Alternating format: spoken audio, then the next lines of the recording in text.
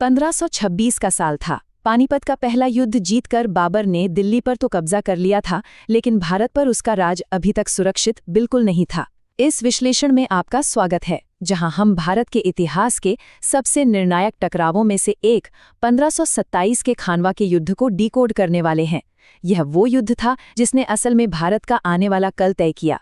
तो बिना किसी देरी के आइए सीधे शुरू करते हैं। आइए जल्दी से नज़र डालते हैं कि इस एक्सप्लेनर में हम क्या क्या समझने वाले हैं। हम बिल्कुल बेसिक से शुरू करेंगे, भारत के लिए शुरुआती संघर्ष से लेकर इस टकराव के मुख्य कारणों तक जाएंगे। फिर देखेंगे सेना का मनोबल, बाबर की कमाल की सैन्य रणनीतियां, वो एक निर्णायक मोड़ जिसने सब बदल दिया, और आखिर में कैसे इसने इतिहास की दिशा को हमेशा के लिए मोड़ दिया। तो चलिए अपने पहले हिस्से की तरफ बढ़ते हैं, द स्ट्रगल फॉर इंडिया। इस टकराव के पीछे के दांव आखिर कितने बड़े थे, इसे समझने के लिए हमें उस पावर वैक्यूम को देखना होगा जिसने इस महासंग्राम की नींव रखी।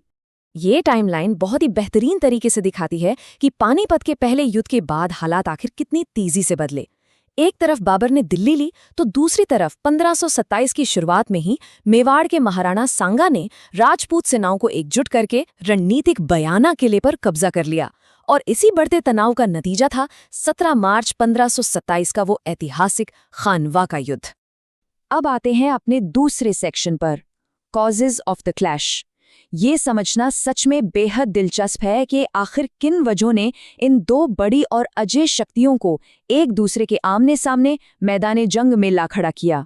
इतिहासकारों के सामने सबसे बड़ा सवाल हमेशा यही रहता है कि बाबर और महाराणा सांगा के बीच ये जो विशाल टकराव था, क्या इसे टालना वाकई में नामुमकिन हो गया था? असल में इसके 3 सबसे बड़े कारण थे। पहला, दिल्ली सल्तनत के गिरने के बाद उत्तर भारत पर पूरी तरह से अपना वर्चस्व कायम करने की होड़। दूसरा, एक टूटी हुई संधि का विवाद। बाबर का दावा था कि राणा सांगा ने इब्राहिम लोधी के खिलाफ उसकी मदद करने का वादा किया था, पर किया नहीं। और तीसरा, सबसे बड़ा पॉइंट, सांगा ने आक्रामक रुख अपनाते हुए बयाना किले पर कब्जा कर लिया और वहां बैठे मुगल सैनिकों को बुरी तरह हरा दिया। इन सबके बाद शांति का तो कोई रास्ता बचा ही नहीं था। अब जरा यहाँ का बेजोड़ मुकाबला देखिए। खानवा के मैदान में जो नजारा था वो किसी भी तरह से बराबरी का नहीं था। एक तरफ था राजपूतों का विशाल गठबंधन, जिसमें पारंपरिक तलवारबाज, विशालकाय हाथी और मारवाड़, आमेर, ग्वालियर के शासकों के साथ साथ महमूद लोदी जैसे अफगान विद्रोहियों का बड़ा समर्थन था।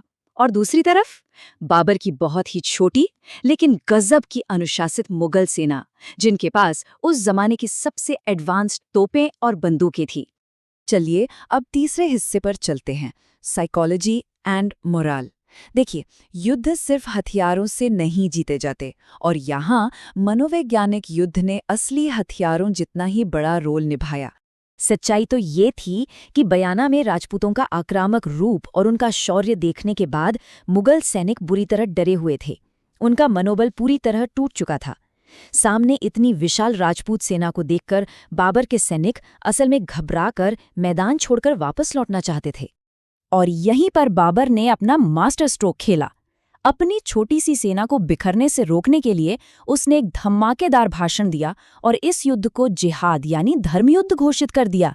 सबके सामने उसने अपने सोने चांदी के शराब के बर्तन तोड़ डाले, कभी शराब न पीने की कसम खाई और सैनिकों पर लगने वाला तमगा टैक्स बिल्कुल खत्म कर दिया। इस एक आग लगा देने वाले नाटकीय फैसले ने उसकी निराश सेना में अचानक से एक नई जान फूंक दी। सेना में जोश तो वापस आ गया, तो अब फोकस शिफ्ट हुआ हमारे चौथे सेक्शन पर, मास्टरफुल मिलिट्री स्ट्रैटेजीज। जब आपके पास सेना कम हो तो उसकी भरपाई एक जबरदस्त रणनीति को ही करनी पड़ती है। बाबर ने अराबा नाम की एक कमाल की रणनीति का इस्तेमाल किया। इसमें होता ये था कि सामान ढोने वाली सैकड़ों गाड़ियों को जंजीरों से बांधकर एक मजबूत दीवार बना दी गई। इस दीवार के पीछे उस्ताद अली और मुस्तफ़ा जैसे बेहतरीन तोपची तैनात थे। इस डिफेंसिव फॉर्मेशन ने परंपरागत राजपूत घुड़सवारों के तेज हमलों के सामने आग का एक ऐसा विनाशकारी पर्दा खड़ा कर दिया जिसका सामना उन्होंने पहले कभी नहीं किया था। और अराबा के ठीक साथ काम कर रही थी तुलुगमा रणनीति। ये एक ऐसा टैक्टिकल सिस्टम था जिसमें घुड़सवारों की टुकड़ियां सेना के दोनों किनारों पर तैनात होती थीं।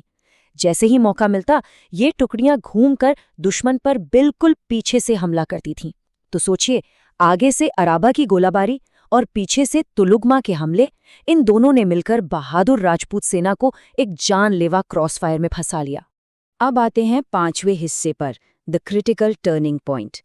इतनी बेहतरीन टैक्टिक्स के बाद भी ये युद्ध पूरे दिन एक भयंकर संतुलन में फंसा हुआ था। पलड़ा किसी का भी भारी हो सकता था, लेकिन तभी एक ऐसी घटना हुई जिसकी किसी ने कल्पना नहीं की थी। मैदान जंग के उस भयंकर शोर, अराजकता और बारूद के धुएं के बीच अचानक एक भटकता हुआ तीर उड़ता हुआ आया और सीधा महाराणा सांगा को जा लगा। वो वहीं पर बेहोश होकर गिर पड़े। इस एक अकेले तीर ने इस महासंग्राम की पूरी दिशा ही बदल कर रख दी। बेहोश राणा सांगा को तुरंत उनके वफादार जनरलों द्वारा एक रथ में लिटाकर वहां से बिल्कुल गुप्त तरीके से निकाल लिया गया। हालांकि उनकी जगह झाला अज्जा ने राजशाही प्रतीक पहन लिए ताकि सेना का मनोबल ना टूटे। लेकिन अफवाहें कहाँ छुपती हैं। सांगा के ना होने की खबर पूरी सेना में आग की तरह फैल गई। अफवाह फैलते ही विशाल राजपूत गठबंधन का पूरा ढांचा ढह गया, दहशत फैल गई और शाम होते होते बाबर इस युद्ध में विजयी होकर उभरा और उसने गाजी की उपाधि धारण कर ली। आखिरी हिस्से की बात करते हैं, अ चेंज्ड हिस्टोरिकल कोर्स। आइए समझते हैं कि कैसे इस एक अकेले दिन ने पूरे भारतीय उपमहाद्वीप का भविष्य हमेशा के लिए बदल दिया। मॉडर्न इतिहासकारों के लिए इसकी सबसे बड़ी टेकअवेज ये हैं। पहला, इस हार ने दिल्ली में एक बड़ा केंद्रीय साम्राज्य बनाने के राजपूतों के सपने को चकनाचूर कर दिया। दूसरा, जो बाबर ने पानीपत में जीता था, खानवा की जीत ने उस नवजात मुगल साम्राज्य की नींव को भारत में सचमुच मजबूती से गाड़ दिया। और तीसरा, इस युद्ध ने ये साबित कर दिया कि सैन्य तकनीक और तगड़ा अनुशासन किसी भी विशाल सेना और पारंपरिक बहादुरी पर भारी पड़ सकता है।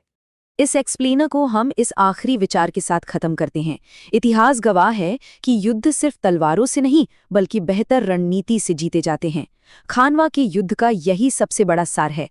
लेकिन जरा सोचिए, क्या तकनीक और कठोर रणनीति हमेशा भारी संख्या और अपार साहस को हराने के लिए पर्याप्त है? ये सैन्य इतिहास का एक ऐसा गहरा सवाल है जो सदियों बाद आज भी हमें सोचने पर मजबूर कर देता है।